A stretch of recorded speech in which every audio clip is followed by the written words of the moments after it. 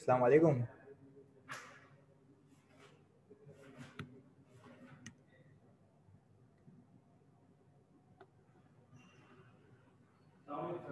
वालेकुम सलाम।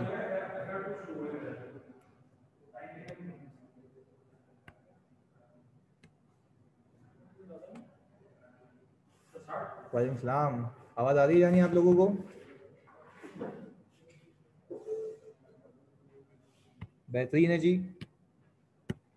अच्छा जी, मैंने तुम्हें बताया फेवरेट टॉपिक है, मुश्किल टॉपिक है, फेवरेट टॉपिक है, तो ज़रा मैं उसको उसी लेवल पे लेके चलता हूँ। सही है ना? अब मैं किसी का भी माइक खोलना आपने मुझे बताना है।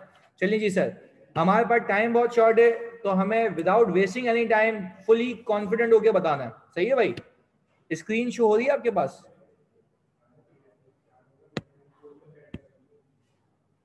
चलिए जी, उमैमा हमारी बहन है। उमैमा, मैं आपका माइक खोल रहा हूँ, जरा आप मुझे बताएंगी जो मैं आपको पूछूंगा आपने जवाब देना। सही है उमैमा? उमैमा, आपको आवाज आ रही है? क्या नहीं, बातें नहीं। हाँ जी, उमैमा हमारी बहन, सिस्टर, आपको आवाज आ रही है? आपका माइक अभी भी म्यूट है, आपको उसको खोलना पड़ेगा। फिजिकल क्लास होती तो हम मतलब पार्टिसिपेशन होती।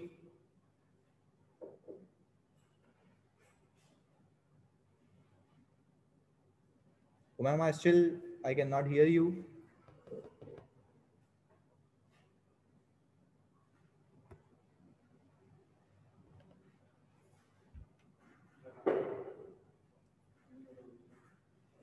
उमैमा कुछ बोले, आवाज आ रही है या आप लोगों को इसकी उमैमा की आवाज आ रही है? नहीं, मुझे तो नहीं आ रही। चलें जी, मनीष कह रहे हैं हम बता दें। चलें जी, ये पहली बार है उमैमा, वरना मैं, हो सकता है कि आपके पास कोई इशू आ रहा हो। खैर है, अभी हम देख लेते हैं। मनीष नहीं, जो बताता नहीं है उसको पकड़ना है ना।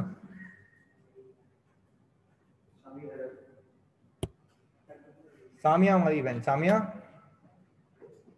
शामिर, अभी तुमसे भी पूछते हैं, कोई मसला नहीं है। सामिया हमारी बहन, प्लीज, आपका माइक मैंने ओपन किया है।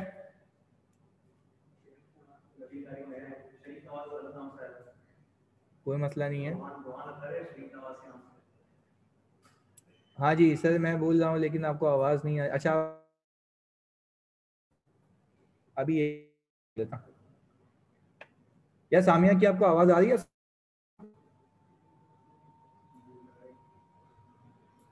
नो, नहीं आ रही ना, मुझे भी नहीं आ रही। सामिया, किसी को भी नहीं आ रही।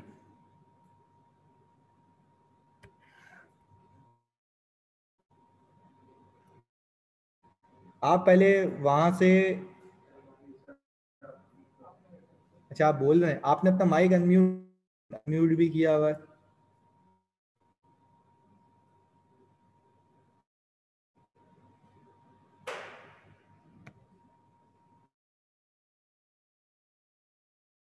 हमजा कामरान कह रहे हैं कि आ रही है वॉइस। कामरान, सामिया की आवाज़ आ रही थी।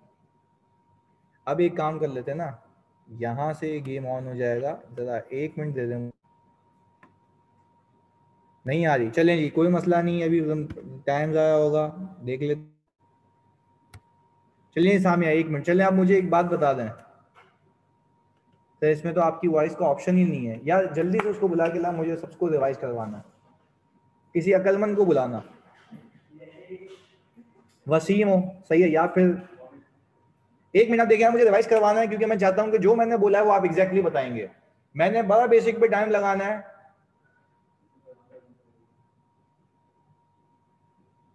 व्हाट्सएप पे कॉल पे ले आऊँ स्टूडेंट को, ये भी हो सकता है, बिल्कुल। और मेरे पास हर किसी का नंबर सेव नहीं है मेरे भाई, इसलिए वो भी करेंगे, आप लोगों का रजिस्टर्ड ग्रुप बन जाए जल्दी से यार, टाइम ज़्यादा हो रहा है।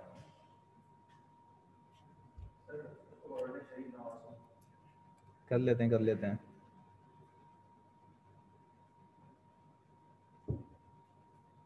चलें जी, हम पहले फिलहाल यूं कर लेते हैं कि जब तक वो लेके आ जाए बंदे को रेलेवेंट, क्या हो सकता है कि उसने कोई बोलने की परमिशन बंद की हुई हो यहाँ से, पर बहरहाल जो भी है, मुझे आप सब एक बच्चे बात लिख के बता दें, हम साथ साथ चल लेते हैं। मुझे सब बच्चे एक बात बताओ, सब बच्चे प्लीज सुनना।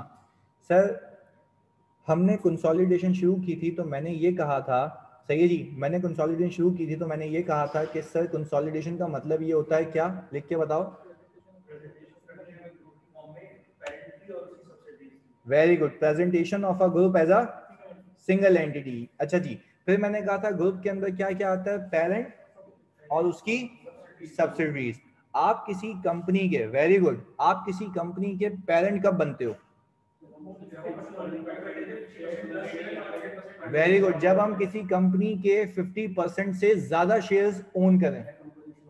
वेरी गुड, अब मुझे एक बात बताओ, अगर मैं किसी कंपनी के 50% से ज्यादा शेयर्स ओन करता हूं, प्लीज सुनिएगा, तो सर क्या मेरे बगैर कोई ऑर्डिनरी रेजोल्यूशन पास हो सकती है? नहीं हो सकती सर। तो सर दैट मीन्स कि इन एनी केस मैं उसके हर एक एसेट को 100% कंट्रोल करता हूं। तो कंसोलिडेशन भी कितने परसेंट? 100% पे करेंगे। सही है भाई, वेरी गुड, मैंने यहां तक सिखा दिया। मैंने कहा था सर पेरेंट एक अलग एंटिटी है, सब्सिडरी एक अलग एंटिटी है, दोनों अपनी अकाउंटिंग अपने अपने हिसाब से करेंगे। ऐसा ही है भाई, दोनों अपनी अकाउंटिंग अपने अपने हिसाब से करेंगे। फिर मुझे एक बात बताओ, कंसोलिडेशन की जिम्मेदारी किसकी है? पेरेंट एंटिटी की है। ऐसा ही है भाई, चलिए जी। फिर क्या मैं अगर अलग अलग लेके चलूं दोनों को, तो फिर मैंने आपको एक चीज सिखाई थी, कंसोलिडेशन जब मैं शुरू करने लगा तो क्या मैं किसी कंपनी को पैसे ऐसे ही उठा के दे दूंगा? पहले हम उसकी वैल्यूएशन करेंगे। अच्छा, किसी कंपनी की वैल्यू एसेट होते हैं, नेट एसेट्स, नेट एसेट्स। तो मैं क्या करूंगा, उस दिन उस कंपनी की, प्लीज सुनिएगा, उस दिन उस कंपनी की बैलेंस शीट मंगवाऊंगा, उसके एसेट उठाऊं, या एसेट्स में से लायबिलिटीज माइनस करने के बाद?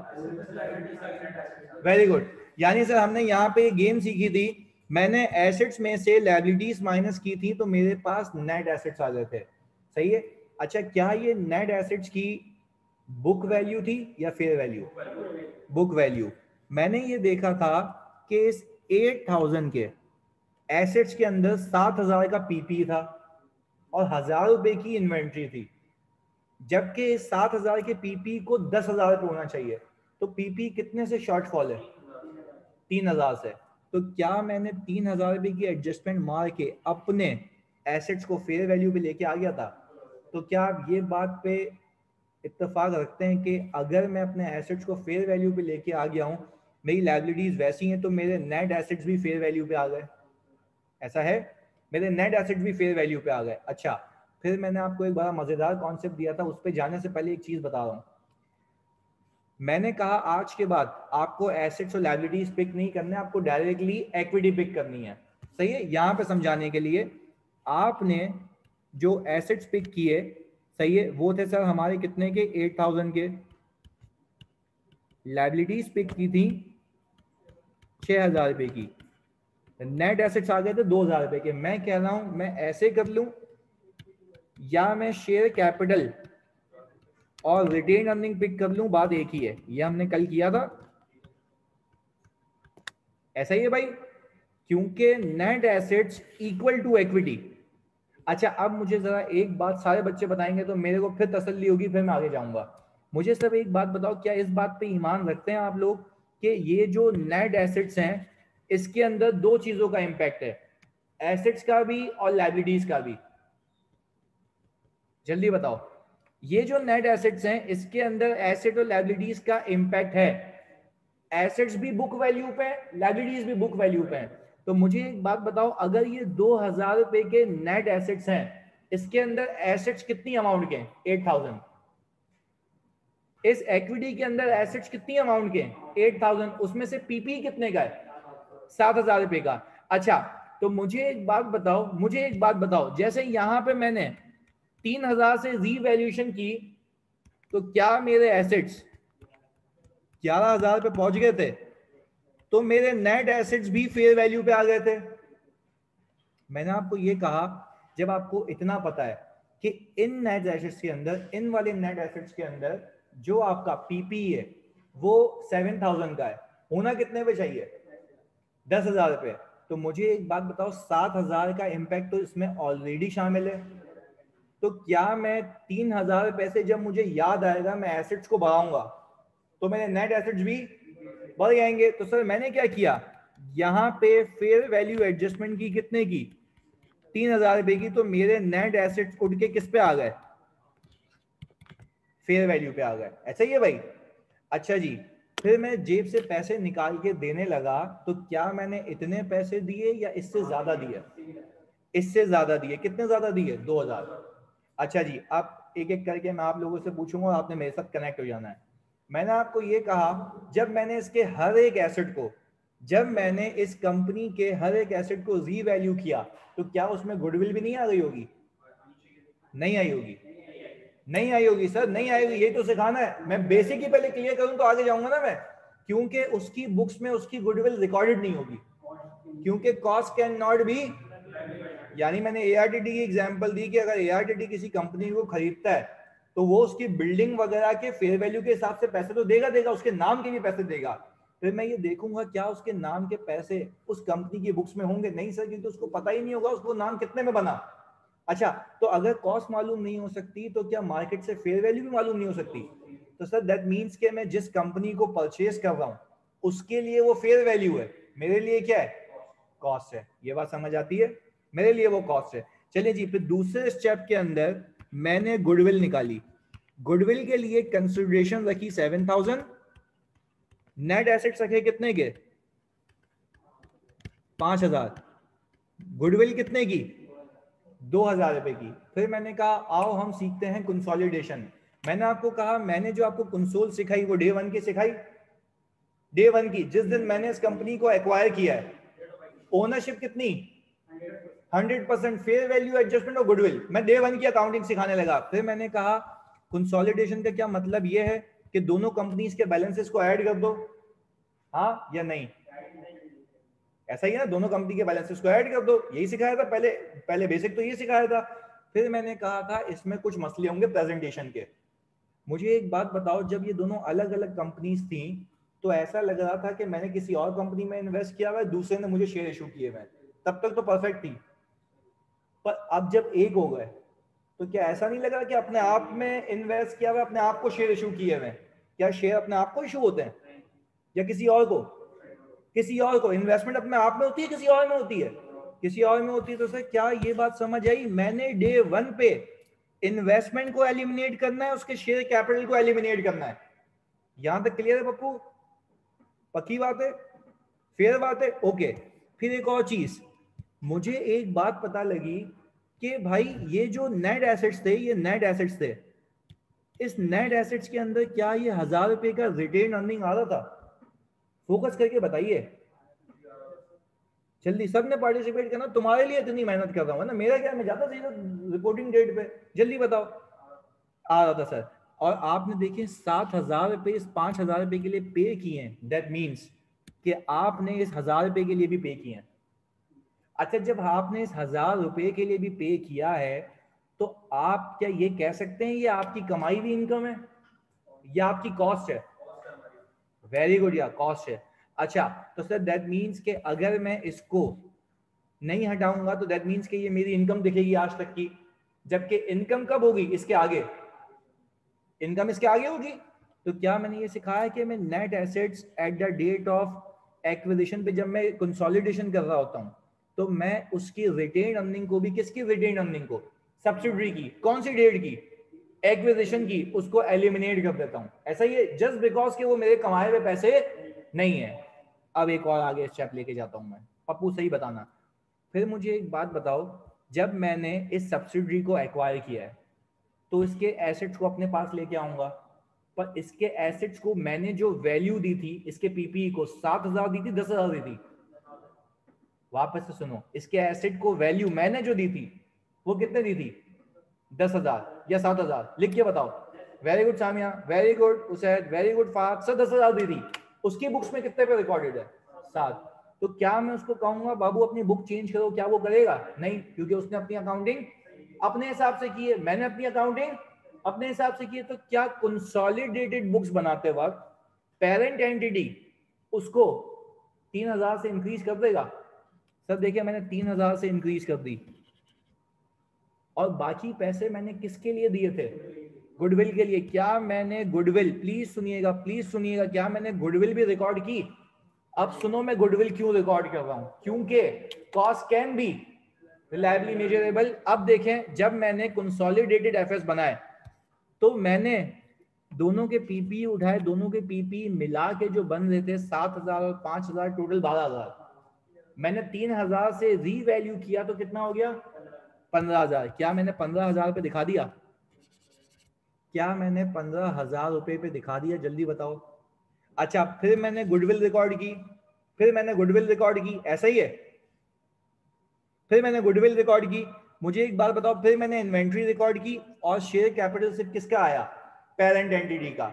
रिटेन अर्निंग सिर्फ किसकी आई? अच्छा, सब्सिडियरी का प्रॉफिट आएगा इसके बाद, लायबिलिटी दोनों की आ गई। क्या मेरी बैलेंस शीट टैली हो गई? चलें जी, अब इसके एनालिसिस, फिर मैं अगले सवाल पे जाऊंगा। सिर्फ तुम्हारे लिए जरा फोकस करना है। मुझे एक बात बताओ, इस कंपनी के जो 8,000 के एसेट्स हैं, क्या ये मैं कह सकता हूं 100% मेरे हैं? लिख के बताओ पप्पू जानी, क्योंकि 100% ओनरशिप है। आज मैं तुम्हें प्रूफ करता हूं एक दो चीजों और। क्या 100% मेरे हैं?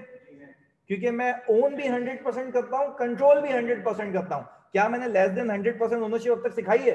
नहीं सिखाई सर, अब तक सिखाई नहीं है वो। चलिए जी, अब एक एक करके, अब अगर मैं एक काम करूं, अगर मैं 18,000 में से, सिर्फ एनालिसिस है ये मेरे, ये चाहो तो तुम अपने पास नोट कर लेना मेरे समझाने के बाद। एनालिसिस है ताकि जब मैं आगे जाऊं ना तो पीछे की चोरों की कोई दिमाग में नहीं हो। सही है? क्या मैं कह सकता हूं इस 18,000 के अंदर दो कंपनी के बैलेंसेस हैं, एक पेरेंट और दूसरा सब्सिडरी। क्या मैं ये कह सकता हूं, प्लीज सुनिएगा, क्या मैं ये कह सकता हूं कि इसके अंदर सब्सिडरी के ये जो एसेट्स हैं 8,000 ये हैं, सब्सिडरी के 8,000 के एसेट्स हैं, ऐसा ही है? 8,000 के एसेट्स के अंदर पीपी इन्वेंट्री दोनों है। अच्छा, इसके साथ साथ मैंने इसी कंपनी की गुडविल भी रिकॉर्ड कर ली है। रिकॉर्ड की है पेरेंट एंटिटी ने, कौन सी बुक्स में? कंसोलिडेटेड बुक्स में। कौन सी बुक्स में? अब एक दिमाग लगाओ, जब सब्सिडरी और पेरेंट दोनों मिल गए तो क्या अब सब्सिडरी की goodwill parent entity reliably measure कर सकता है कॉस्ट? तो क्या अब रिकॉर्ड कर रहा हूं गुडविल थी किसकी? सब्सिडरी की। गुडविल थी किसकी? सब्सिडरी की। क्या मैं रिकॉर्ड कर रहा हूं? क्योंकि कॉस्ट कैन बी, कौन मेजर किया कॉस्ट? कंसोलिडेशन कौन करता है? पेरेंट। देखो मैंने गुडविल भी रिकॉर्ड की है 2,000 से, ऐसा ही है? अब एक और बात सीखें, मैंने इसके अंदर एसेट्स में फेयर वैल्यू एडजस्टमेंट भी की थी, भाई 3,000। क्या मैं कह सकता हूं टोटल सब्सिडी जो मेरे पास आई है एसेट्स कितने के हैं? 13,000, ऐसा ही है? मैं आपको एक बात बताऊं, प्लीज सुनिएगा, गुडविल सब्सिडी के सेपरेट अकाउंट्स में नहीं आ रही होगी उमामा, क्योंकि cost can not be reliably measurable. मैं फिर यही सिखा रहा हूं कि कंसोलिडेटेड बुक्स में इसलिए आती है क्योंकि पेरेंट एंटिटी ने मेजर की है, ऐसा ही है? अब प्लीज जरा सब बात सुनेंगे मेरे पप्पू, सब बात सुनेंगे। सर क्या मैं कह सकता हूं इस 18,000 के अंदर 13,000 सब्सिडी के हैं? 13,000 किसके हैं? सब्सिडी के हैं। प्लीज मुझे बताओ 13,000 किसके हैं? सब्सिडी के हैं। तो मुझे एक बात बताओ, बाकी 5,000 किसके हैं? हाँ जी, बाकी 5,000 किसके हैं? पेरेंट एंटिटी के। सर यकीन नहीं आता, ये देख लो कितने का था पीपी इसका, और इन्वेस्टमेंट एलिमिनेट हो चुकी है। इन्वेस्टमेंट क्या हो चुकी है? एलिमिनेट हो चुकी है। इन्वेस्टमेंट क्या हो चुकी है? एलिमिनेट हो चुकी है। तो क्या मैं यहां पे लिख सकता हूं कि इसका पीपी 5,000 रुपए का है, तो कुल मिला के कितने हो गए? 18,000। अब मैं आपको एक चीज सिखा रहा हूं, जरा लॉजिकली सुनना उसको। क्या मैं इसको यूं रीड कर सकता हूं कि मैंने अपनी 7,000 की इन्वेस्टमेंट फोरगो करके उसके 13,000 के एसेट लेके आ गया? जल्दी बताओ, तुम्हें बताना है मुझे आज। क्या मैं ये कह सकता हूं कि मैंने 7,000 रुपए की इन्वेस्टमेंट की ही इसलिए थी ताकि उस कंपनी के एसेट्स ले आऊं और साथ साथ उसकी गुडविल भी ले आऊं? क्या वो आ गई मेरे पास? क्या वो आ गई है? यही किया है ना? तभी तो लॉजिक दी थी लास्ट क्लास में कि इन्वेस्टमेंट को इसलिए हटा देता हूं वरना ऐसा लगेगा कि अपने आप में इन्वेस्टमेंट की हुई है। तो अब मुझे एक बात बताएं, वापस से रीड करने का तरीका तुम लोगों के लिए, सिर्फ तुम लोगों के लिए, क्या मैं ये कह सकता हूं, प्लीज सुनना, यानी मैं ये कह सकता हूं, वेरी गुड महाद, क्या महाद सही कह रहे हैं सर, मैंने 7,000 रुपए दिए ही इसलिए थे ताकि इसके सारे एसेट्स मेरे पास आ जाएं। कौन सी बुक्स में?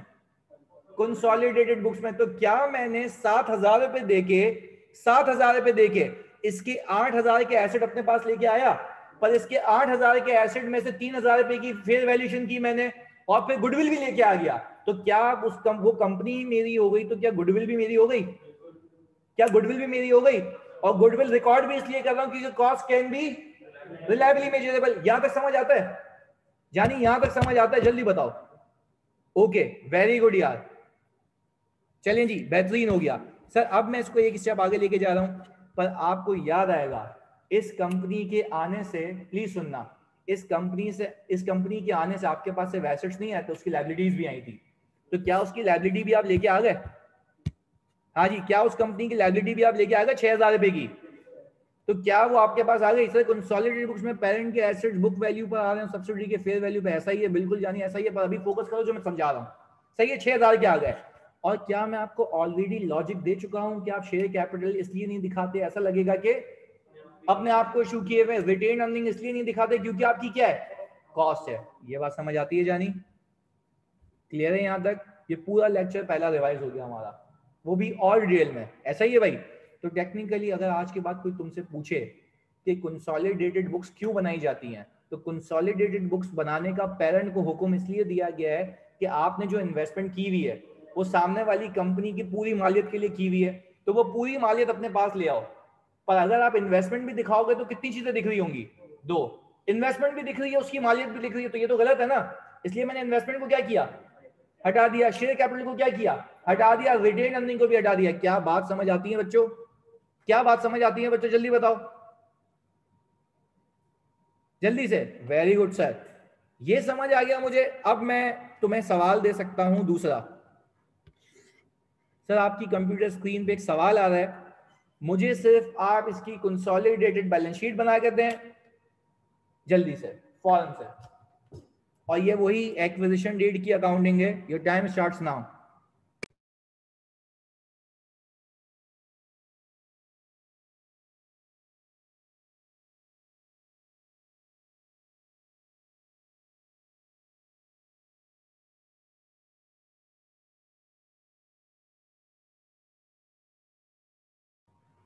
नहीं, ये आपको पीडीएफ दे दूंगा, सही, अच्छा, इसको क्वेश्चन को कॉपी नहीं करना, मैं आपको पीडीएफ सारी दे दूंगा, ये कल भी दे दी थी ना।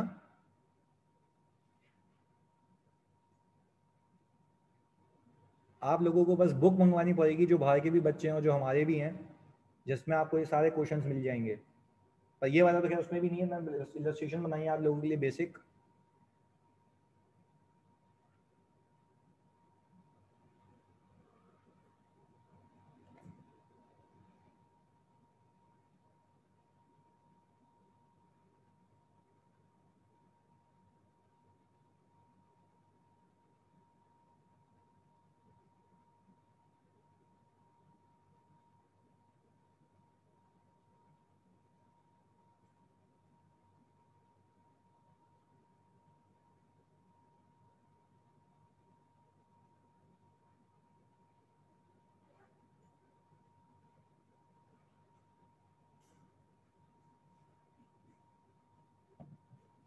बिल्कुल मनीष, और साथ साथ लाइब्रेरीज भी। भाई सभी की गुडविल आ गई है, आपकी गुडविल क्या आ रही है? वेरी गुड यार, इसकी भी यही आ रही है।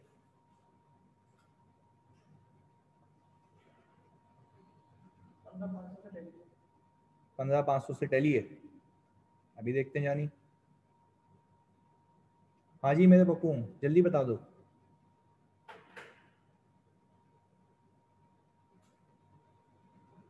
इसकी इन्वेस्ट सबसे पहले क्या करना है, नेट एसेट्स निकालने हैं। नेट एसेट्स को किस पे लेके जाना है, फेयर वैल्यू पे लेके जाना है। दूसरा स्टेप गुडविल निकालनी है, और फिर कंसोलिडेशन करनी है, सिंपल इज दैट। और पहले गलत वाले फाइनेंशियल नहीं बनाने हैं, डायरेक्ट बनाने हैं। ऐसा नहीं पहले वो चौरंगी बनाओ फिर यहाँ पे लेके आओ।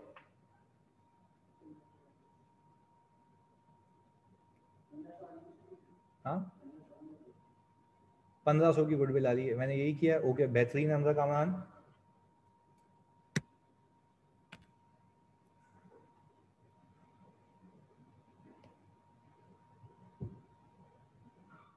या सलमान तूने किसी को बोला नहीं था वहां पे हमार?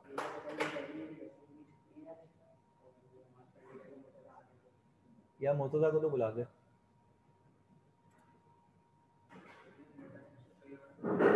भाई सब ने टैली करनी है, सब मीन सब ने टैली करनी है। ये 1500 की goodwill very good.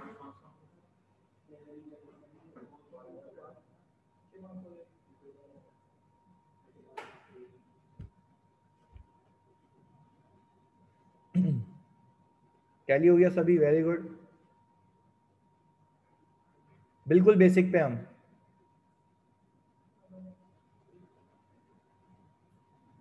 Maryam very good. बाकी बाकी हमारे भाई बहन जल्दी से।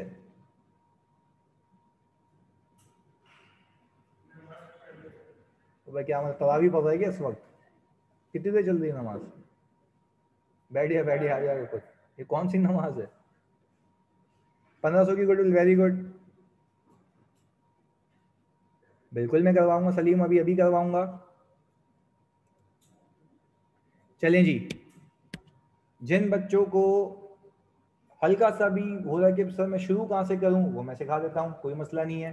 सर देखें, क्या मैं रीड कर लेता हूँ।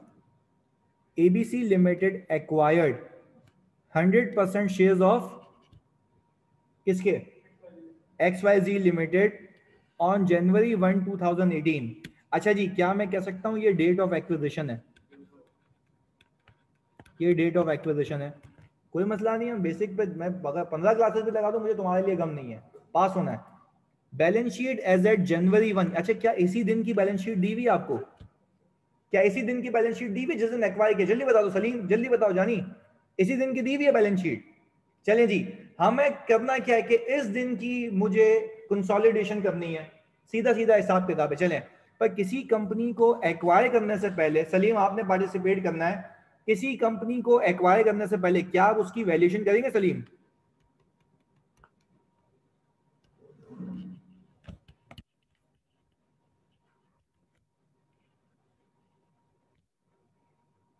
अच्छा जी, उसके लिए सबसे पहले मैं क्या निकाल लूंगा? कंपनी के एसेट देखूंगा या नेट एसेट्स? जल्दी बता दो बच्चों, सब बताएंगे मुझे। Sir net assets, very good.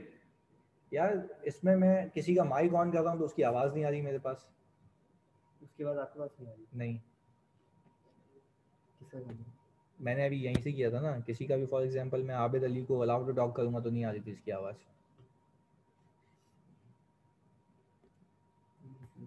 ये तो पूरा खुला हुआ है। नहीं ना, टाइम ज़्यादा होगा, पर करते हैं उसको अभी, फिलहाल तो चलने देते हैं। पर यार ये करना अपन को सही है। चलें जी, अब मुझे एक बात बताएं, प्लीज सुनना यार, प्लीज फोकस के साथ सुनना। मैं दोनों तरीकों से कराऊंगा ताकि दोनों चोरेंगे आ जाएं। अच्छा, क्या ये XYZ लिमिटेड, क्या ये XYZ लिमिटेड मेरी सब्सिडरी है?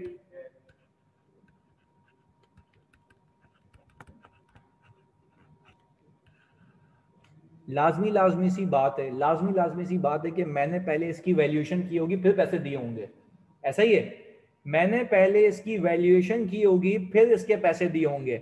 अच्छा, मैंने क्या किया? पहली अप्रोच मैंने इसके एसेट्स पिक किए। ऐसा ही है भाई, मैंने इसके एसेट्स पिक किए। एसेट्स कितने हैं टोटल? 6000। ऐसा ही है, मैंने इसकी लायबिलिटीज पिक की। लायबिलिटीज कितनी है? 500 की। नेट एसेट्स कितने के आ गए? 5500 की। क्या मैं ये कह सकता हूँ ये फिगर्स मैंने बुक से उठाई है तो ये नेट एसेट्स की बुक वैल्यू है? ऐसा ही है। पर सर मैं कहता हूँ इतनी लंबी नहीं करनी हमने एट एक्विजिशन सीधा इक्विटी पिक करनी है। इक्विटी में शेयर कैपिटल और रिटेन अर्निंग। शेयर कैपिटल कितना है सर? ये आ गया सर 4500। ऐसा ही है। मुझे बताओ इन दोनों का सम करूं तब भी कितना आता है? ऐसा ही है भाई। चलें, अब मुझे सारे बच्चे एक बात बताएं, अगर मैं देखता हूं कि एसेट्स में से ये लायबिलिटीज माइनस होती हैं तो ये नेट एसेट्स बन जाते हैं मेरे पास। ऐसा ही है।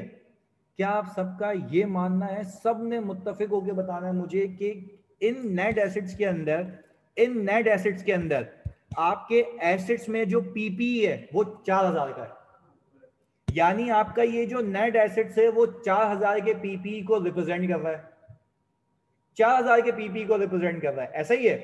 तो अब मुझे एक बात बताओ, क्या उसको 5000 पे होना चाहिए? 5000 पे होना चाहिए। तो मुझे एक बात बताओ, क्या मैं ये कह सकता हूं कि ये जो नेट एसेट्स हैं, इस नेट एसेट्स के अंदर पीपी का इंपैक्ट 4000 का ऑलरेडी शामिल है, तो क्या मैं पूरे 5000 इंक्लूड करूंगा डिफरेंशियल? हाँ जी, डिफरेंशियल, वेरी गुड। तो मुझे एक बात बताओ, मैंने यहाँ पे फेयर वैल्यू एडजस्टमेंट की कितने की? 1000 से। ये कितना आ गया सर? 6500। ये आ गया sir fair value of net assets, ऐसा ही है भाई, fair value of net assets. अच्छा, अब मैं तुम्हें एक चीज सिखाता हूं वापस से। मैंने इसकी फेयर वैल्यूएशन क्यों की है, जरा फोकस के साथ सुनना। अगर देखो, इसको मैं यूं भी कर सकता था, यहां पे एसेट्स में 4000 का पीपी है, होना कितने का चाहिए? 5000 का। 1000 की एडजस्टमेंट की, ये कितना आ गया sir? 7000। This remain same. Net assets कितने आ गए? 6500। पर सर मुझे एक बात बताएं, ऐसे करना हमारे लिए ज्यादा बेहतर है, ऐसा ही है। अब प्लीज सुनना सर, दूसरे स्टेप के अंदर मैं क्या निकालता हूं? गुडविल। चलो जी, अगर आपको गुडविल निकालनी है तो आपको वो पैसे चाहिए जो आपने खरीदने के लिए पे किए हैं। किसकी बुक से उठाऊं? पेरेंट एंटिटी की बुक से। जल्दी बताओ, जल्दी बताओ, पेरेंट एंटिटी की बुक से कितने आ रहे हैं? 8000, ऐसा ही है भाई। चलें जी, वेरी गुड यार। अच्छा, 8000 जब आ गया ये, तो मैंने यहां पे कंसिडरेशन रख दी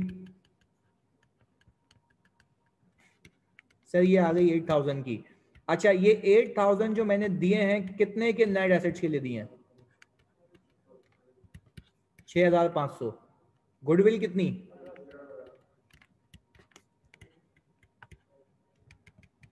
अच्छा, आप जरा फोकस करना, फोकस करना, फोकस करना, प्लीज फोकस करना।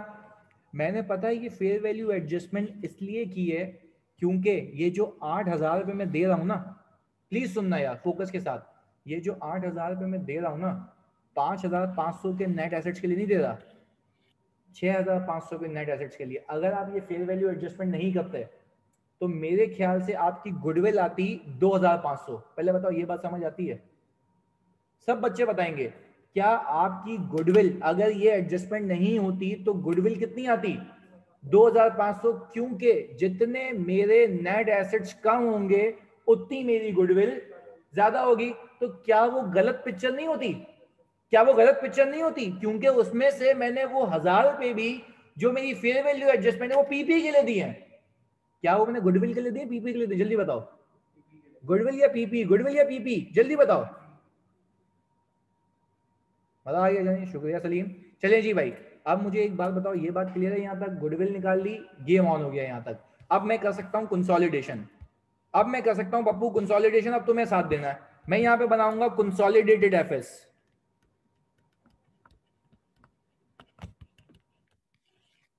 अच्छा, कंसोलिडेटेड एफएस के लिए आपको स्टैंडर्ड ये कहता है, आप पहले दिन पे इन्वेस्टमेंट को एलिमिनेट कर दें। क्या सही कहता है? ऐसा ही है, क्योंकि दो रीजन है। एक तो ऐसा लगेगा कि अपने आप में इन्वेस्टमेंट किए, दूसरा इसी इन्वेस्टमेंट के अगेंस्ट में तो सामने वाले के एसेट्स और लायबिलिटीज आपको मिल रहे हैं, ऐसा ही है। तो मुझे एक बात बताएं, इन्वेस्टमेंट मैंने हटा दी कितने से? अच्छा, क्या ये इन्वेस्टमेंट सेपरेट बुक्स में भी हट गई है, सिर्फ कंसोलिडेशन के लिए?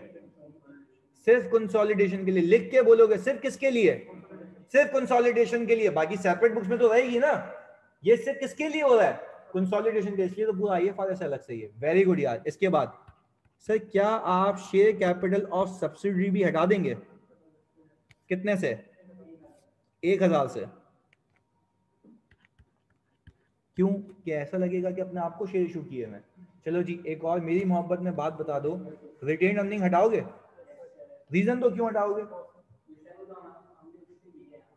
मैंने इसके लिए पैसे पे किए हैं, ये मेरी इनकम नहीं है। आपके सामने, यकीन नहीं आता देख लो, आपने 6500 के लिए 8000 पे किए हैं, तो 6500 में ये 4500 भी थे।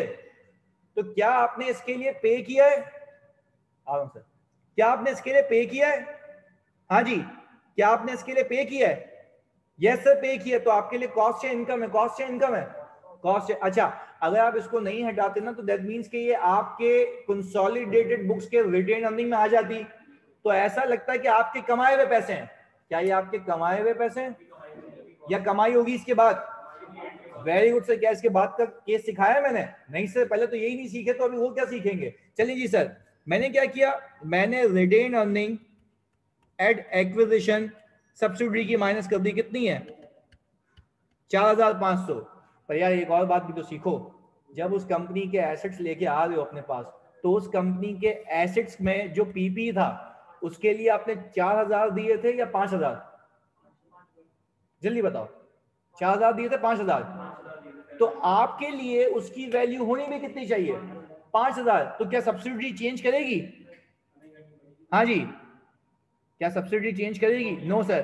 तो मुझे एक बात बता दो सारे बच्चे, तो अगर सब्सिडी चेंज नहीं करेगी पर आपने तो पैसे पे किए हैं ना, तो आपने अगर पैसे पे किए तो दैट मींस कि उसको फेयर वैल्यू पे भी आप ही लेके जाएंगे, क्योंकि ट्रू पिक्चर तो तब दिखेगी ना कि आप बता रहे हैं कि भाई मैंने जो 8000 रुपए पे किए हैं उसके उस पीपी के लिए किए हैं जो कि 4000 का नहीं है, 5000 का है। तो 5000 रुपए लेके जाने के लिए मैंने एडजस्टमेंट कितने की पार्क की? 1000 रुपए की। अच्छा, यानी उसकी बुक्स में नेट एसेट्स जो थे, यानी एसेट्स और लायबिलिटी सब, उसके लिए मैंने 5500 पे किए, और जो पीपी के रीवैल्यू किया टोटल 6500 के लिए चीजें पे की, 8000 पे की, तो गुडविल के लिए कितने पे किए? ऐसा ही है भाई, समझ आती है बात?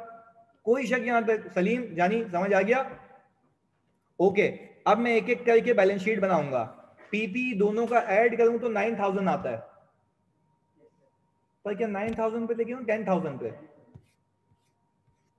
सर मैं आ गया यहाँ पे पीपी 10000। मैं यहाँ पे ब्रेकअप भी लिखता हूँ ताकि बच्चों को याद रहे। 5000 प्लस 4000 और 1000, ऐसा ही है। सिर्फ आखिरी बार पूछता हूँ मेरी तसल्ली के लिए, क्या मैंने 1000 इसलिए ऐड किया क्योंकि मेरी जेब से लगे हैं और मैंने इतने पैसे दिए हैं? अगर मैं 1000 को रीवैल्यू नहीं करता तो ऐसा लगता है वो पैसे गुडविल के लिए दिए हैं। ऐसा है जानी? जल्दी बताओ। ऐसा नहीं लगता कि वो पैसे गुडविल के लिए दिए हैं? जबकि वो पैसे गुडविल के लिए नहीं दिए, वो पीपी के लिए दिए थे। तो मैंने कहां पार्क किया उसको? पीपी में पार्क किया। कहां पार्क किया उसको? पीपी में पार्क किया। जानी ऑनेस्टली बताओ। देखो मैं इसलिए तुमसे बार बार पूछता हूं क्योंकि मेरा फेवरेट टॉपिक है।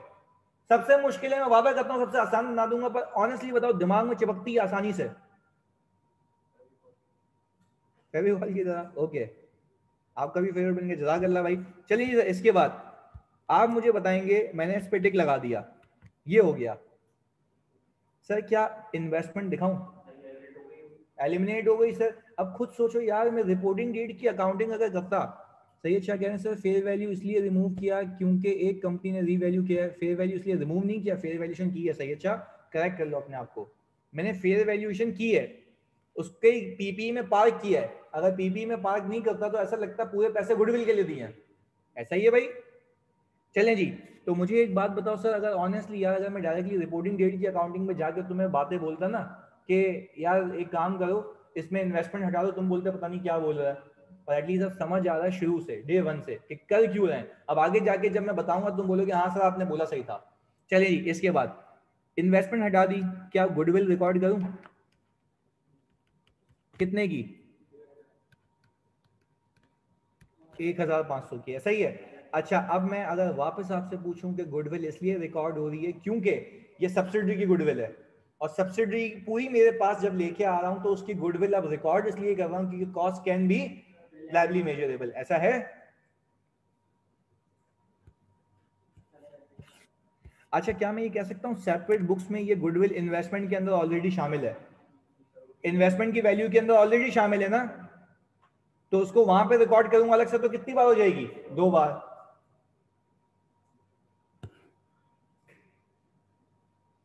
कौन सी लास्ट लाइन का मतलब जानी? सलीम, कौन सी लास्ट लाइन का मतलब?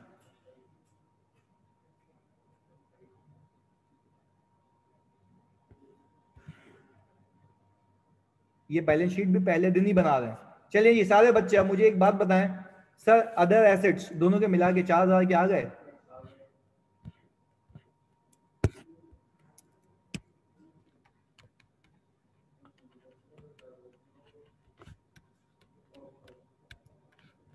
कितना आ गया टोटल?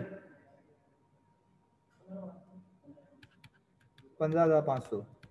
सलीम मैंने ये कहा कल भी क्लास में बताया था कि देखो सब्सिडरी की जो गुडविल है, सब्सिडरी की अपनी बुक्स में इसलिए नहीं थी क्योंकि cost can not be reliably measurable. उसको नहीं पता लग सकता कि उसने वो गुडविल कितने पैसों में बनाई, वो खुद बन जाती है। पर हाँ, जो बंदा उसको एक्वायर करता है तो उसको जो नाम के पैसे देता है वो ये पता लगा सकता है कि उसने कितने पैसे दिए, तो इसलिए यहाँ पे रिकॉर्ड हो रही है। सही है।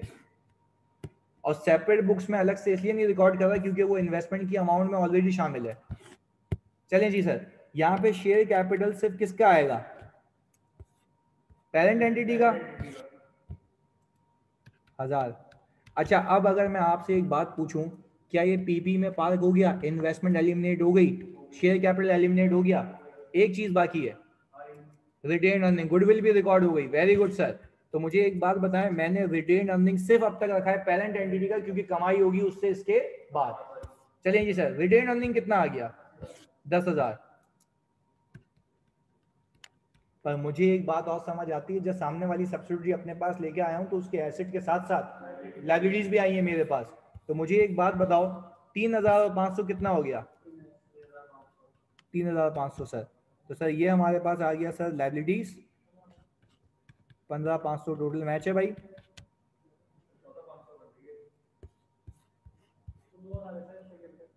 शेयर कैपिटल 2,000 है। ओके सही है भाई ना, आसान है ये तो। चलें जी, इसको और आसान रखेंगे इंशाल्लाह। चलें जी भाई, यहां तक कोई मसला? यहां तक कोई मसला पप्पू, जल्दी बताओ। सबने कॉपी कर लिया है? हाँ, ये पहले वाला क्वेश्चन मेरी बुक में नहीं है, मैंने खुद बनाया है अभी तुम लोगों के लिए, वो भी खुद ही बनाया सारे। सवाल शो कर दूं जानी, मैं पूरी पीडीएफ दूंगा, आप लोगों को टेंशन नहीं लेनी है। पूरी पीडीएफ आप लोगों को मिल जाएगी, बेफिक्र होकर काम करें आप। सही है, पूरी पीडीएफ मैं आपको दे दूंगा, स्क्रीनशॉट की भी नीड नहीं है आपको।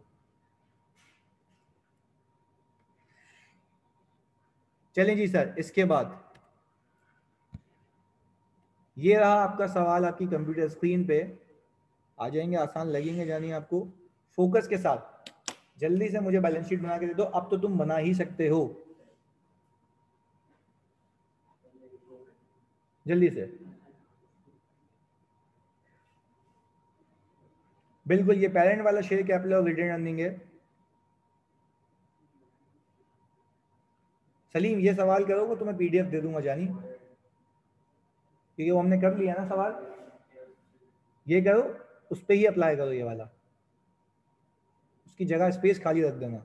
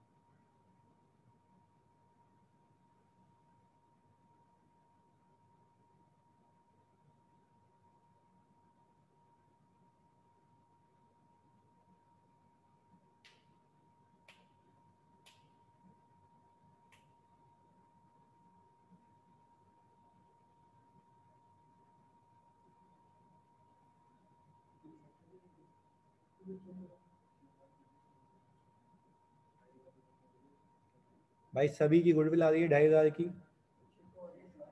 किसी की 600 आ रही है। आप लोग देखें भाई अपने हिसाब से कि क्या होनी चाहिए।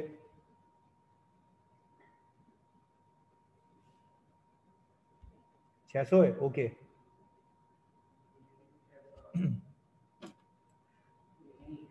वो तो बोल सकता है भाई, पास हुआ हुआ है, अच्छी बात है ना। 600 आ रही है, वेरी गुड, सबकी 600 है, बिल्कुल सही है। अगर में टीचर टीचर अच्छे मिलते हैं ना उसको।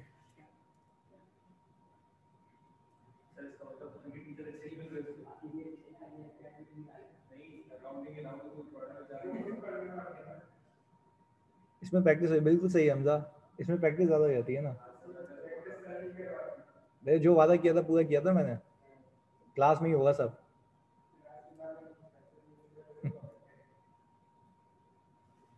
हमजा कह रहा है ये तो आसान है, तो मुश्किल क्या है, अभी रुकना बेटा, आगे चीजें डालता हूँ इसके अंदर, रुक जा। पर मैं कसम खाता हूँ वो भी आसानी से करवाऊंगा, बेफिक्र रहे भाई। मेरे ख्याल से सारे बच्चे ये सवाल कर चुके होंगे। माहिर बिल्कुल 600 की गुडविल है। सब मुझे बताओ उसकी बैलेंस शीट टैली किस पे हो रही है। और एक वक्त ऐसा आएगा, मार्क माय वर्ड्स, कि तुम बोलोगे सर सेपरेट फाइनेंशियल्स कभी टैली नहीं होते थे, कंसोलिडेटेड होंगे तुमसे। जरा देखना 13,000 पे टैली हो रही है।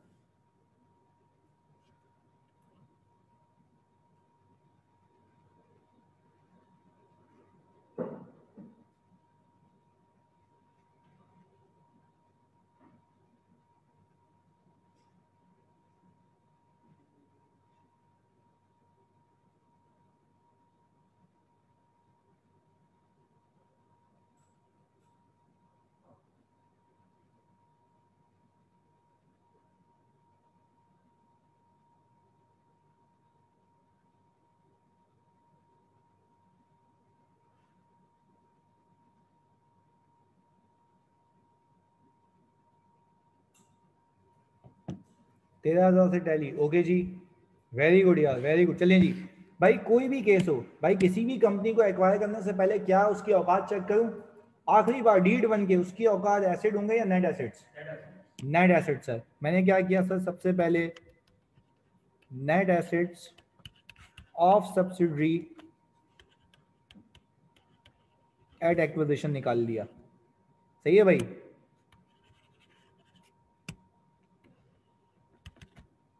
ये आ गया सर एट एक्विजिशन, और ये आ गया सर एट रिपोर्टिंग। चलिए जी सर, एट एक्विजिशन, रिपोर्टिंग तो है ही नहीं इसमें, तो ये क्यों कर रहा हूं मैं भाई। शेयर कैपिटल और रिटेन अर्निंग। सही है भाई। जल्दी से मुझे एक बात बताओ प्लीज प्लीज प्लीज, फोकस के साथ। शेयर कैपिटल कितना है इसका? 500, और रिटेन अर्निंग 2000। ऐसा ही है भाई। मैं एसेट्स में से लायबिलिटीज माइनस करूं या डायरेक्टली इक्विटी पिक करूं, बात एक ही है।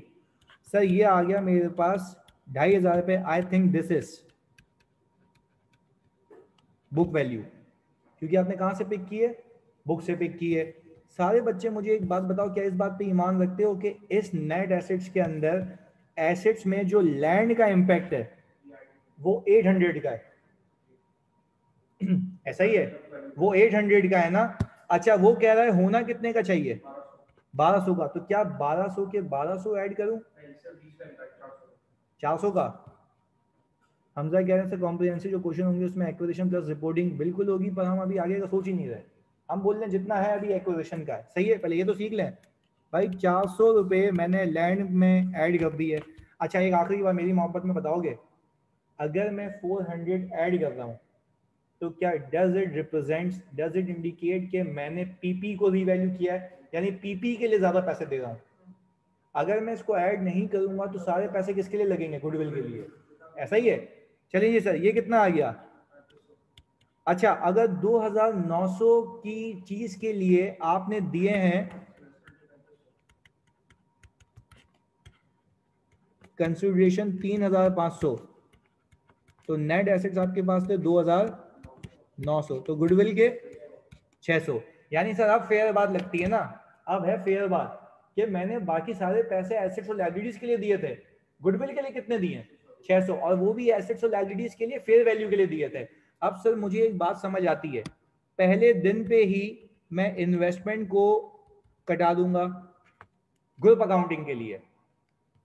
अलीदा सर 400 लैंड का क्यों? देखो भाई, on the date of acquisition all assets were equal to the fair value except the land whose fair value was 1200।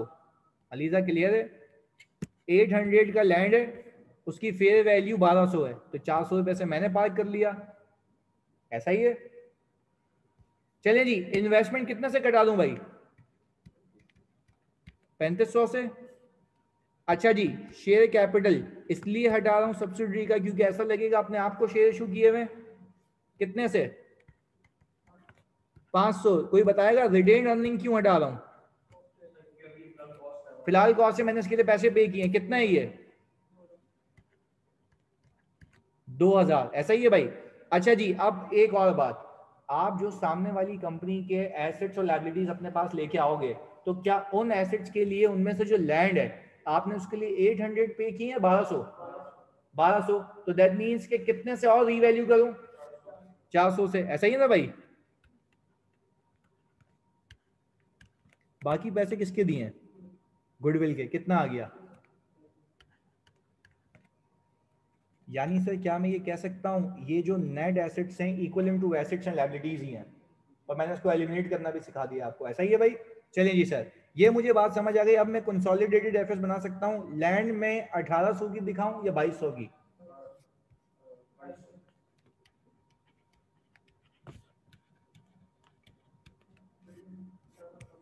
इसके अलावा बिल्डिंग सर 4700। गुडविल दिखाऊं अब? क्योंकि कॉस्ट कैन बी, यानी अब मैं कह रहा हूं वो कंपनी के सारे एसेट के साथ साथ गुडविल भी मेरी है। अब कोई तुमसे पूछेगा गुडविल क्यों रिकॉर्ड करो, क्योंकि तुम बोलोगे cost can be reliably measurable. ऐसा ही है भाई? सही है, गुडविल आ गई। इसके इन्वेस्टमेंट दिखाऊं, हटा दूं?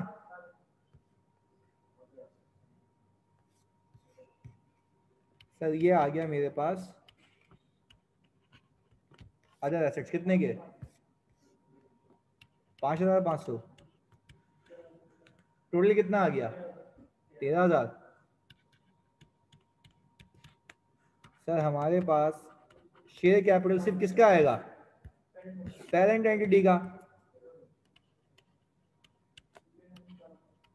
Retain earning 4000। चलें जी, अब अगर आप फोकस करें, गुडविल रिकॉर्ड हो गई, लैंड रिकॉर्ड हो गया, ये दोनों एलिमिनेट हो गए, ये भी एलिमिनेट हो गया। ऐसा ही है भाई? हमजा कह रहे हैं सर मैंने सारे एसेट्स एक साथ बस अमाउंट लिख दी। बेटा एग्जामिनर वापस बुला लेगा, ये होशियारी भी नहीं करना, प्रेजेंटेशन करो ना। सारे एसेट्स नहीं भाई, पीपी की अगर बात करो पीपी रख सकते हो एक साथ, पीपी एक साथ रख सकते हो। बाकी कोई और एसेट्स नहीं करते ना कि एसेट्स आ गए बस खुद ही ढूंढ लेना आगे जाके, ऐसा नहीं है। लायबिलिटीज 3300, 3500।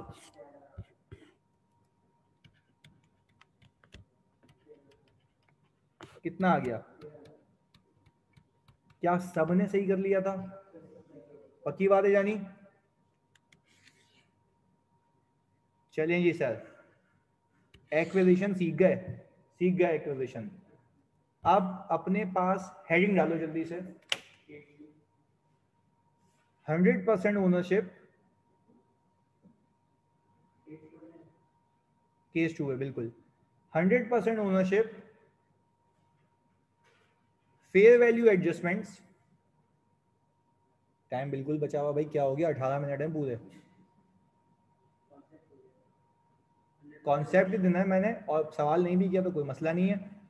हाँ भाई, 100% ownership, fair value adjustments, goodwill and reporting date accounting.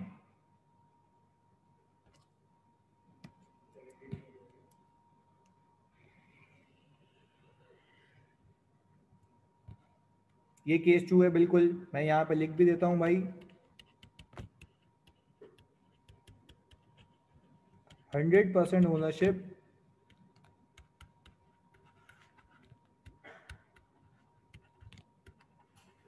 Fair value adjustments, goodwill and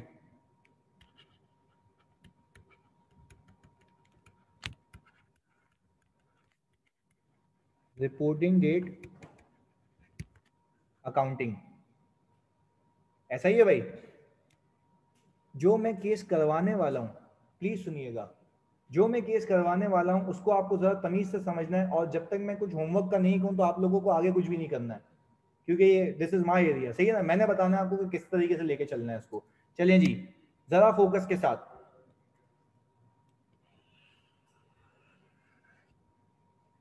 पहले मैं एक बेसिक कॉन्सेप्ट रिवाइज करवाऊंगा, अगर उस कॉन्सेप्ट में भी क्लास खत्म हो जाए मुझे कोई गम नहीं है, मैं अगली क्लास में कंटिन्यू कर लूंगा। यार मुझे एक बात बताओ, बचपन के अंदर, यहाँ पे लिख भी देता हूँ भाई, बचपन में आपने फाइनल अकाउंट सीखे हैं? फाइनल अकाउंट्स,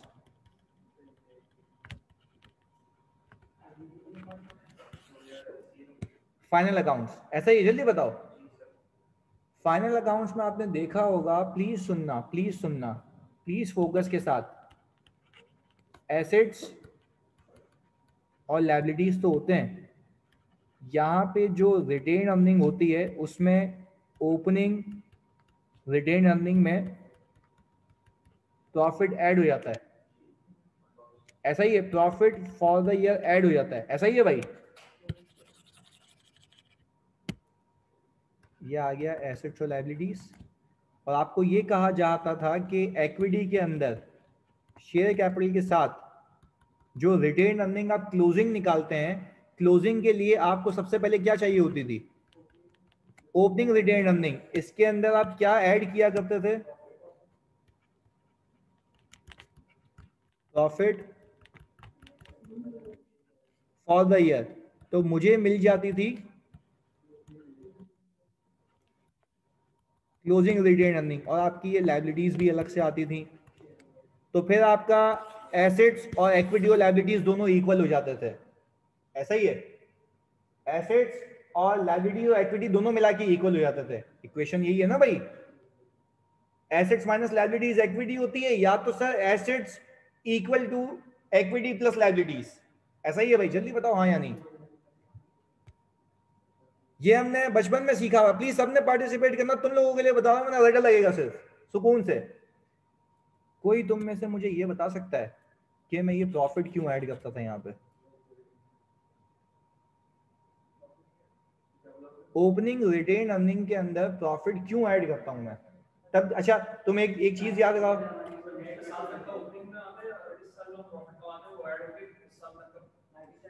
यही तो मैं सुनना था क्लोजिंग के लिए, ऐसा ही है। नहीं, इस साल की कमाई है वो ऐड कर दी तो आज तक की कमाई आ जाएगी, यही बोलोगे ना तुम लोग? बोल भी यही रहे हो, यही बोल रहे हो ना भाई। ओपनिंग में फॉर द ईयर ऐड किया, गलत तो नहीं बोल रहे। ओपनिंग रिटेन अर्निंग में तुमने फॉर द ईयर का प्रॉफिट ऐड किया, तो सर मेरे पास क्लोजिंग रिटेन अर्निंग आ गई। पर एक बात याद करो जरा, बेसिक बेसिक, जब तक तुम ये प्रॉफिट ऐड नहीं करते थे तब तक तुम्हारा बाप भी बैलेंस शीट टैली नहीं कर पाता था। सोचो, हमें डर ये होता था। सुनना प्लीज, याद देखो यार, पार्टिसिपेट करना। तुम लोगों को एक चीज सिखा रहा हूं। मरियम ने सही जवाब दिया है, एक ही बच्चा है जिसको पता है। प्लीज सुनना यार, प्लीज सुनना, प्लीज सुनना, प्लीज सुनना, प्लीज सुनना, प्लीज सुनना फोकस के साथ। क्या मैं ये कह सकता हूं कि आप आज से पहले हाँ या ना में जवाब देंगे तो मजा आएगा?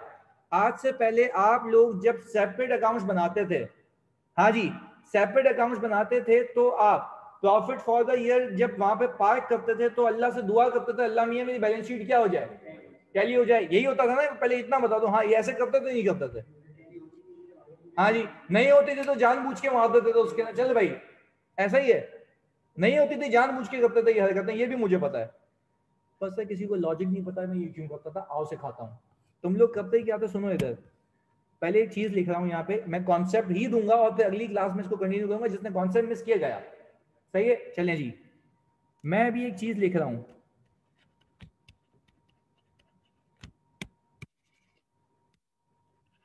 हर एसेट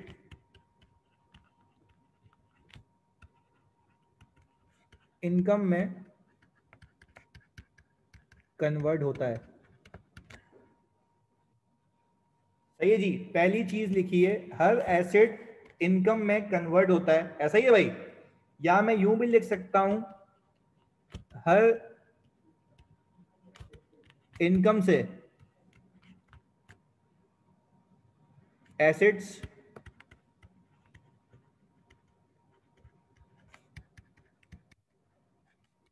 इंक्रीज होते हैं। सही जी सर, ये मोस्ट अप्रोप्रिएट है, इसको भी हटा दूं तो ये मोस्ट अप्रोप्रिएट है। हाँ भाई, हर इनकम से एसेट्स क्या होते हैं, साथ साथ बोलना है बच्चों तुम्हारे लिए। ये मैं अगले पे जाऊंगा ही नहीं जब तक ये क्लियर नहीं कर देता मैं। हर इनकम से क्या होते हैं, एसेट्स इंक्रीज होते हैं। चलें जी, एक और चीज, हर एक्सपेंस से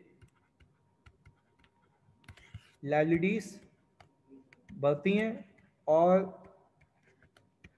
एसेट्स कम होते हैं। या सर ये कैसी बात कर दी, जरा इसको एलैबोरेट कर दें। अभी करूंगा। सुनना सर, इसकी एग्जांपल प्लीज सुनना फोकस के साथ। क्या मैं कह सकता हूं अगर मैं सैलरी एक्सपेंस डेबिट और सैलरी पेएबल क्रेडिट, क्या मेरी लायबिलिटी बढ़ी? ऐसा ही है, लिख के बताओगे तुम्हारी नॉलेज के लिए। ओके जी। अच्छा जी सर, एक्सपेंस से एसेट्स भी कम होते हैं, डेप्रिसिएशन एक्सपेंस डेबिट।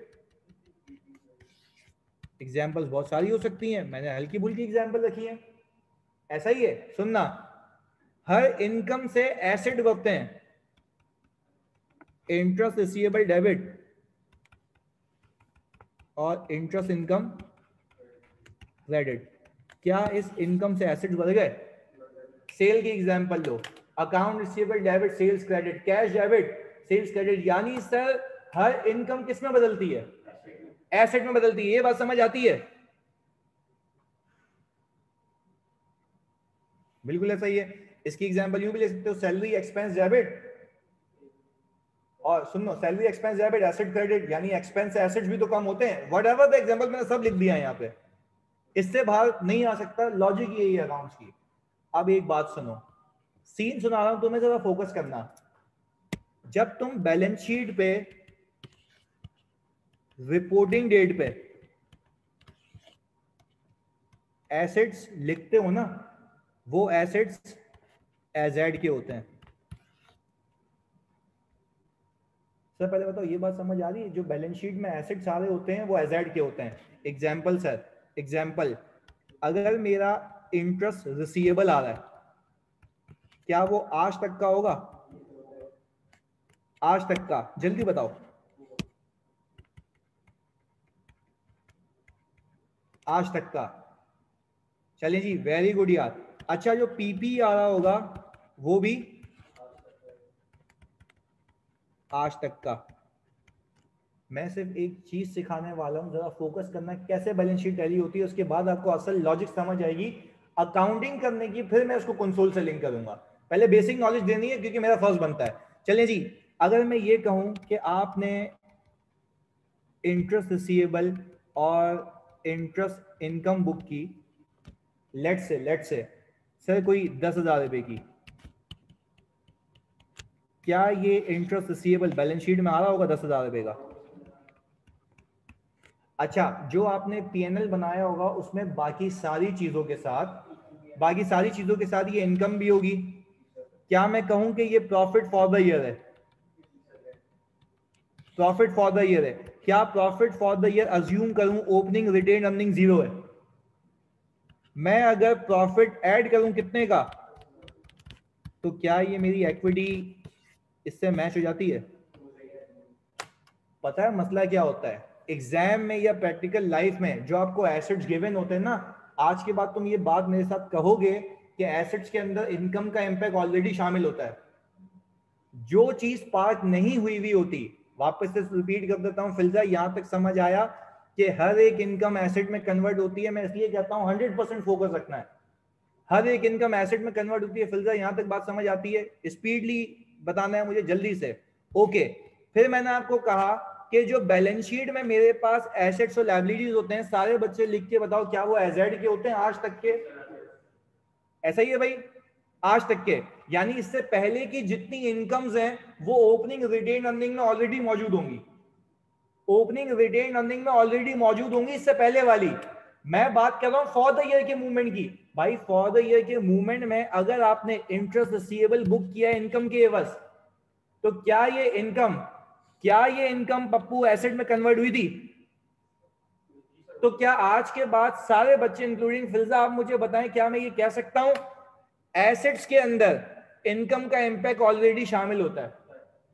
एसेट्स के अंदर इनकम का इंपैक्ट ऑलरेडी शामिल होता है। जल्दी बताओ फिल्जा, ये बात समझ आती है? प्रूफ कर रहा हूं मैं। अच्छा, जो चीज पार्क होने से रह जाती है वो होती है प्रॉफिट फॉर द ईयर। वो मैं पीएनएल से उठा के कहां फेंकता हूं? रिटेन अर्निंग में, इक्विटी के अंदर। Most appropriate word is equity. Most appropriate word is equity. यानी सर मुझे एक बात समझ आ रही है, मैं वो जो इनकम कमाता हूं ना, वो इनकम का इम्पैक्ट एसेट्स में तो ऑलरेडी शामिल होता है, बट वो इक्विटी में पार्क हुआ नहीं होता। तो हम पार्क करते हैं, मैं जैसे ही पार्क करता हूं बैलेंस शीट क्या हो जाती है, क्या जाती है। लॉजिक समझ आई कि क्यों करता हूं ऐसा? चलें जी, मतलब मेरे ख्याल से यहां तक तो आपको प्लीज क्लियर है कि भाई जल्दी बता दो सब, ऑनलाइन वाले बच्चे सब प्लीज भाई क्लियर है जानी। ओके जी, सैयद शाहजहां सर इक्विटी में पार्क सीन नहीं समझ आया, वेरी गुड भाई। सैयद शाह मेरी जान क्या नहीं समझ आया?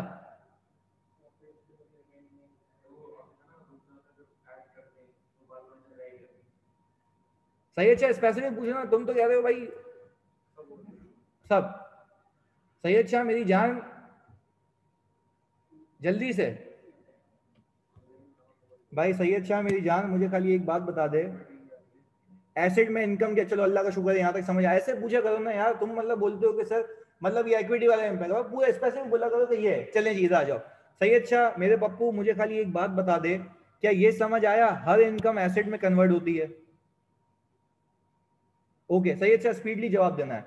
अगर क्या मैं ये कह सकता हूं आज के बाद जब आप बैलेंस शीट बनाते हैं तो एज एड की बैलेंस शीट के अंदर एसेट्स में इनकम का ऑलरेडी इंपैक्ट शामिल होता है, लायबिलिटीज के अंदर एक्सपेंसेस ऑलरेडी शामिल होते हैं। अच्छा तो मुझे एक सही अच्छा एक बात बताओ, अगर एसेट्स के अंदर इनकम ऑलरेडी शामिल है तो एसेट ज्यादा है, एसेट ज्यादा है मानते हो? सब बच्चे लिखोगे हाँ या नहीं, एसेट ज्यादा है। पर मेरे ख्याल से नीचे इक्विटी में उसका इम्पैक्ट अब तक नहीं आया, तो क्या मैं वो इनकम उठा के रिटेन अर्निंग में पार्क करता हूं तो वही जो एसेट्स में इंपैक्ट है वो इक्विटी में पार्क होता है, बैलेंस शीट क्या हो जाती है, टैली हो जाती है। ये बात समझ आ रही है? अब समझ आया? सही, अच्छा समझ आ गया, वेरी गुड यार। बस इसको यहीं तक रखना, कल मैं तुम्हें, बहुत ही इंपॉर्टेंट क्लास है, कल मैं तुम्हें इसको लिंक कराऊंगा कौन सी डेट से, रिपोर्टिंग डेट से, पर उसके लिए ये बड़ा लाजमी था। और कल बी प्रिपेयर्ड, मैं किसी का भी माइक खोल के ये चीजें पूछ लूंगा। जज़ाकल्लाह, थैंक यू सो मच। अगली क्लास में रिपोर्टिंग डेट, सही है जी।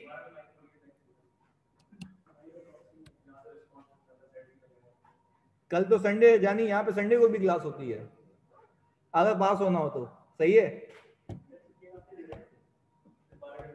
क्योंकि देखो यार मैं तुम्हारे लिए इतना डेडिकेटेड हूं तो यू शुड आल्सो यार, सही है भाई। मिलते हैं अगली क्लास में, अल्लाह हाफिज। कोई छुट्टी वुट्टी नहीं है भंगियों, बिल्कुल हमेशा इसी टाइम होगी, इसी टाइम होगी क्लास, इससे पहले। IFRS 9 की वीडियोस तो आप अलग से देखेंगे ना, वो तो अलग असाइनमेंट है आपका, ये अलग असाइनमेंट चल रहा है। नो होमवर्क, आज कोई होमवर्क नहीं है, सही है। चलें जी, अल्लाह हाफिज, संडे एंजॉय करें। ओके, अल्लाह हाफिज।